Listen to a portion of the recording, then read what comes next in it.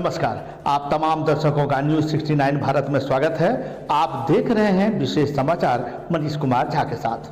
आइए चलते हैं खबरों की ओर और जानने का प्रयास करते हैं कि हमारे संवाददाताओं ने कौन से खबरों को प्रमुखता दी है। आज डीएवी कोयला नगर के लगभग 50 की संख्या में अभिभावक डीएसी धनबाद से मिले एवं अपनी समस्या से उन्हें अवगत कराया। विद्यालय प्रबंधक एवं सरकारी शिक्षा पदाधिकारी के बीच अभिभावक परेशान हैं। मैं इसलिए कह रहा हूं क्योंकि विद्यालय का प्रिंसिपल का कहना है कि उन्हें सरकार की ओर से कोई स्पष्ट निर्देश नहीं मिला है, जबकि धनबाद जिला शिक्षा प्रसार पदाधिकारी इंद्रभूषण सिंह का कहना है कि प्रिंसिपल झूठ बोल रहे हैं। आइए आपको एक एक कर सुनाते हैं अभिभावक, प्रिंसिपल एवं डीएसी क्या कहते हैं इस विषय पर। देखिए, समझिए और निर्णय लीजिए कि आखिरकार शिक्षा की स्थिति बदतर क्यों होती जा रही है। यही निकल रहा है कि हम लोग की बात को बहुत अच्छे से सुने हैं ध्यानपूर्वक, और उम्मीद है कि 8 तारीख को जो जितने स्कूल वाले को बुलाया गया है, डीएवी जितने जोनल है और डीपीएस धनबाद पब्लिक प्रिंसिपल सबको बुलाया गया है, उनसे सो करके मांगा गया है जो जवाब कि क्या जो आप लोग ये ट्यूशन फी के अलावे जो चार्ज ले रहे हैं वो किस आधार पर ले रहे हैं, और जो अभी तत्काल में अभी 55% के लगभग फी बढ़ा दिया गया है, उसके समक्ष भी हम लोग उत्तर को दिए हैं। उसके बारे में भी जवाब तलब किया जाएगा। जब तक ऊपर से आदेश नहीं आ 10% के से ज़्यादा बढ़ाने का नियम नहीं है, वो भी बढ़ा दिया गया है। उस सब के बारे में सर से बात किया गया। सर ये 8 तारीख को ये सब बातों को रखेंगे, उसके बाद क्या निर्णय आता है उनका, उसी के आधार पे अब आगे को फैसला लिया जाएगा। ओके, क्या है कि ये कौन सा fees, establishment fees, annual fees, ये अदर चार्जेस को ऐड करके उन्होंने मंथली फी में इंक्लूड कर दिया। वो बताते हैं कि हम आपसे फीस ज़्यादा नहीं ले रहे हैं, लेकिन अगर कैलकुलेट किया जाए तो 55% का इंक्रीमेंट इन्होंने फी में कर दिया। ठीक है, और इन्होंने ऐसा सिस्टम बना रखा है कि जब आप सिस्टम से पेमेंट करने के लिए जाएंगे, जो पेमेंट गेटवे है इनका, तो उसमें जितने भी फीस वगैरह है या एरियर वगैरह है, वो जब तक आप क्लिक नहीं करेंगे तो वो आप पेमेंट के लिए आगे नहीं बढ़ेंगे। उन्होंने ऐसा सॉफ्टवेयर बना रखा है। पढ़े लिखे लोग तो कुछ थोड़ा समझ भी जाते हैं, लेकिन जो गरीब हैं, जो अपने से पेमेंट नहीं कर पाते हैं, नेट पे जा करके पेमेंट करते हैं, तो समझ में नहीं आता है। वो सोच के जाते हैं कि मेरे को 2000 जमा करना है, और वहाँ पर दिखाता है कि 22,000 आप पेमेंट करेंगे तभी आगे बढ़ेंगे। ऑटोमेटिक वो फिट किया हुआ रहता है। हाँ, तो यही सब परेशानी है, प्लस और भी बहुत सारी परेशानी है। 2019-20 और 20-21 का इन्होंने एनुअल फीस वगैरह भी सब ले रखा है। उसको एडजस्टमेंट की बात चल रही है। अभी जिला शिक्षा अधीक्षक महोदय जी से भी बात हुई, उनका भी रुख जो है सकारात्मक हम लोगों के प्रति है। और 8 तारीख को एक बैठक होने वाली है, उसमें क्या रूपरेखा तैयार होती है वो आगे 8 तारीख को देखा जाएगा। उसके बाद नहीं तो हम लोग सरकार का एक आदेश आया जिसमें कि ट्यूशन फीस देना और टीचर्स को सैलरी भी देना, लेकिन हमारे जो फीस स्ट्रक्चर है उसमें हमारे ट्यूशन फी का एक पार्ट जो है एस्टैब्लिशमेंट कॉस्ट, ठीक है, वो लिया गया और अदर चार्जेस को छोड़ दिया गया था 2020 में। उसके बाद जहाँ तक मेरी जानकारी है तो ये कोर्ट में भी मामले गए इसके बारे में, और फाइनली एक सुप्रीम कोर्ट का ऑर्डर आया, रीट हुआ था राजस्थान में। इसमें सुप्रीम कोर्ट ने क्लियर कर दिया था कि जो थोड़ी सी मेंटेनेंस कॉस्ट आपकी बची है तो उन्होंने 15% जो है वो लगे, सॉफ्ट क्लियरिंग न करें तो फायदा न कमाए, और 15% तक इसको जो है आप माफ़ कर सकते। वो हम लोगों ने 2020-21 में, और उसमें क्लियर लिखा था कि वो जो नियम है 2020-21 के लिए लागू। बाकी पेरेंट कहते हैं कि सुप्रीम कोर्ट का जो ऑर्डर है वो झारखंड के लिए लागू नहीं है, झारखंड जानकारी है केस है। फिर भी हम लोगों ने पेरेंट को ये कन्विंस करने की कोशिश की है कि अगर कुछ इस तरह का फैसला आता है तो जो भी एक्स्ट्रा चार्ज होगा वो रिफंड भी हो सकता है, लेकिन अपने आप को बर्डन न रहे। और कोई भी रिपोर्ट कार्ड उस वजह से रोका नहीं गया, जो पेरेंट जो फीस दे रहा है वही है।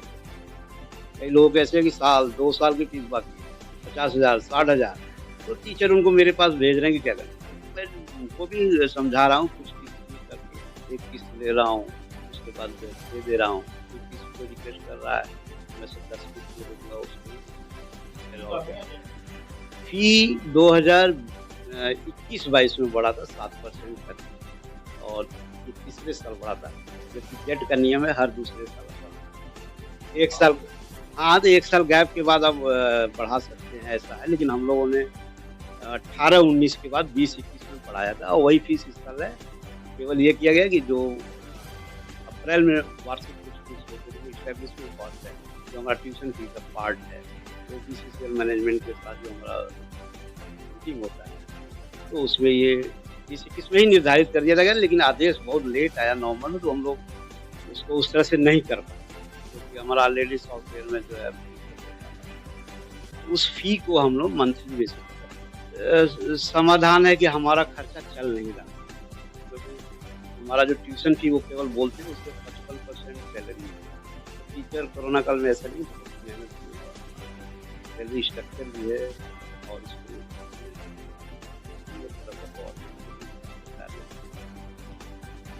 तो उस जो सर्कुलर में वो दोनों चीज़ तो हो नहीं पाएगा कि आप सैलरी भी ना काट नहीं सकते हम लोग, और केवल यही थी आता ही थी सैलरी होता है। लेकिन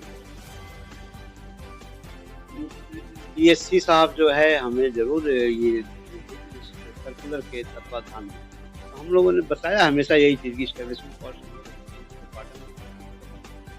दूसरी बात, सुप्रीम कोर्ट के आदेश को भी ध्यान में रखना होगा, और हम तो चाहते हैं कि चीज़ें और क्लियर हो।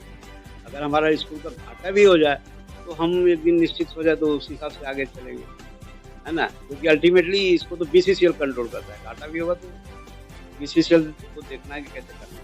हाँ, कोर्ट पे इंतजार करें, बिल्कुल एकदम। अगर किसी का ले भी लिया होगा तो रिफंड करेंगे। जो है हमारे बच्चों का रिजल्ट रोक दिए, वो उनका जो है परीक्षा फल दे नहीं रहे हैं। उसमें हमारा स्पष्ट जो है सर्कुलर अभी कह रहा है 1006 कि नहीं, आपको कोई नहीं रोकना है। और वो मूल रूप से अभी हमारे अभिभावक भी इतना अभिभावक में से 2 थे, वो कह रहे थे कि हमारा बच्चा को इसलिए रोक दिए हैं कि वो कहते हैं कि सारा फीस आपको देना पड़ेगा तभी हम देंगे। तो इसी संदर्भ में जो है ये शिकायत जो है आपको दिशा का जो सबसे उच्च कमेटी है इस जिला का, जिसमें माननीय सांसद महोदय चेयरमैन होते हैं और सभी जो है माननीय विधायक का सदस्य होते हैं, और जिला स्तर के सारे जो है पदाधिकारी भी जो उसका सदस्य होते हैं। तो उसमें बात उठी थी, तो उसी के आलोक में जो है अग्रेतर कार्रवाई का अद्यतन स्थिति यह है कि आपको सबसे पहले निर्णय लिया गया कि जिन जिन विद्यालयों पर ऐसी शिकायत आ रही है उनसे पहले आप उनका पक्ष लीजिए, यानी उनसे कारण परीक्षा अथवा स्पष्टीकरण पूछिए। तो वो पूछ दिया गया है। पूछने का बाद भी जवाब नहीं आया तो पुनः जो है एक स्मार पत्र दे दिया गया। स्मार पत्र का जो है जवाब मूलतः डीएवी का 4 विद्यालय दिए हैं, जो कि संतोषप्रद नहीं माना जा सकता। संतोषप्रद इसलिए नहीं माना जा सकता है कि उनका यह कहना है कि हम अभिभावकों पर ट्यूशन फी के अलावा जो ऑनलाइन स्थिति है उसके बाद जो है ऑफलाइन में सभी पर कोर्सनेट लेना है, लेकिन शुरू से ही जो है हम सारा चीज़ को ले रहे हैं, वो कोर्स नहीं कर रहे हैं, यानी उन पर दबाव नहीं दे रहे हैं। बिना दबाव के जो दे रहे हैं उनको हम ले रहे हैं। और उसमें 2 विद्यालय आपका धनबाद पब्लिक स्कूल का है, वो उस आज तक जो है अपना पक्ष जो है नहीं रख पाए हैं।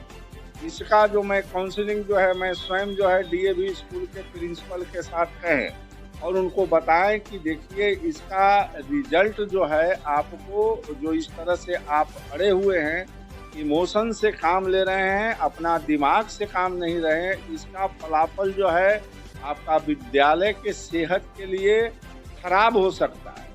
कारण यह कि उसमें स्पष्ट लिखा हुआ है कि आपको एनओसी रद्द करने पर जो है अनुशंसा जो है सक्षम समिति जो है कर सकती है, और इसके लिए आपको जिला प्रारंभिक शिक्षा समिति की बैठक होनी है।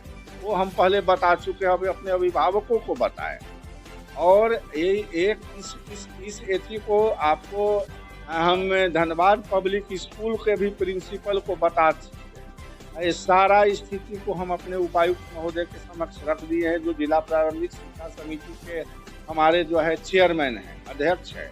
सर का यह कहना है कि ठीक है, ये तो बात अच्छी है, आप कर दिए हैं काम, अब जो है एक जो है इनका जो है एक और इनके साथ बैठक रखनी और बैठक में पुनः इनको आप बताइए कि देखिए आप पर ये कार्रवाई हो सकती है और उनका पक्ष को जो है लिखित रूप से आप लिख करके और उनका सिग्नेचर करा लीजिए तो वो पक्ष जो है मजबूत हो जाएगा।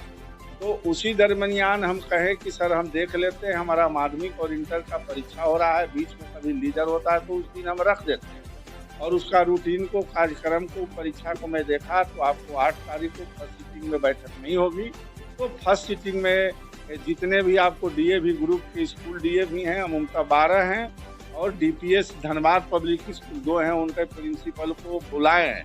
उसी क्रम में है आपका राजकमल का भी आ गया है तो राजकमल के प्रिंसिपल साहब को उनको व्हाट्सएप पर बोल भी दिए हैं कि आपको आना है और आज उनको भी चिट्ठी निकाल देंगे। इसी क्रम में आपको यह भी कहना है कि 8 तक अगर और कोई विद्यालय का ऐसी शिकायतें आती है तो उनको भी 8 तारीख का जो है बैठक में जो है मैं जो है बुला लूँगा और उनका पक्ष जान जाऊँगा और उनके पक्ष से मैं अपने चेयरमैन साहब जो हमारे उपायुक्त महोदय होते हैं उनको रखूँगा और आपको जिला प्रारंभिक शिक्षा समिति की बैठक रखी जाएगी। तो जहाँ तक मेरी जानकारी है, लॉ का जानकारी हमको पूरा नहीं ले जो हमारा नियम कह रहा है और 1006 जो कह रहा है उसके अनुसार जो है कम से कम इन विद्यालयों का जो है एनओसी समाप्त करने पर निर्णय जो है समाप्त अनुशंसा करने पर निर्णय आपको जिला प्रारंभिक शिक्षा समिति ले सकती है और जब यह निर्णय लेगी तो मैं अपने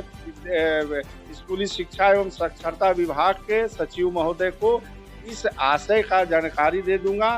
तो अधिक संभावना क्या कि प्रबल संभावना है कि इनका एनओसी समाप्त करने का जो है विभाग से जो है अनुशंसा चला जाएगा सीबीएसई से और सीबीएसई को यह चाहिए कि ये कोरोना कोविड वैश्विक महामारी को नज़रअंदाज कर रहे हैं प्रभावित बच्चों एवं प्रभावित अभिभावकों को तो उनका सीबीएसई का मान्यता समाप्त हो।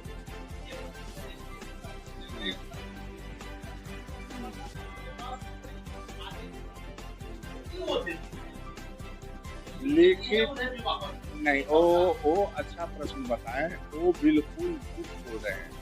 तो हमारा संचिका बोलती है कि उनको स्पष्टीकरण किए हैं और स्पष्टीकरण करने के बाद आधार पत्र दिए हैं तो जब लिखित नहीं दिए तो वो शोकोच का जवाब कैसे दी?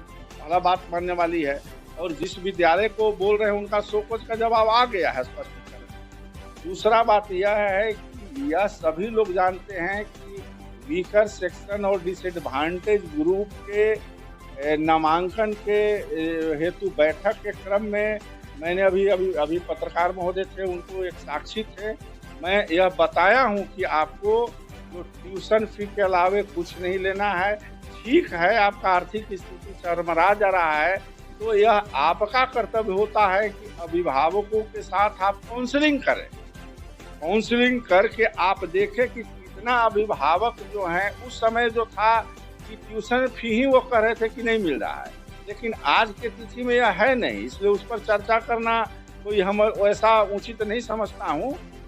आज के तिथि में सारे अभिभावक ट्यूशन फी के देने के लिए तैयार हैं। तो जब सारे अभिभावक ट्यूशन फी देने के लिए तैयार हैं तो उनको जो हमारा ऑनलाइन क्लासेस चला है वह जो है आपको 9 to +2 जो है अगस्त से स्टार्ट हुआ है ऑफलाइन और नर्सरी से 8 तक आपको फरवरी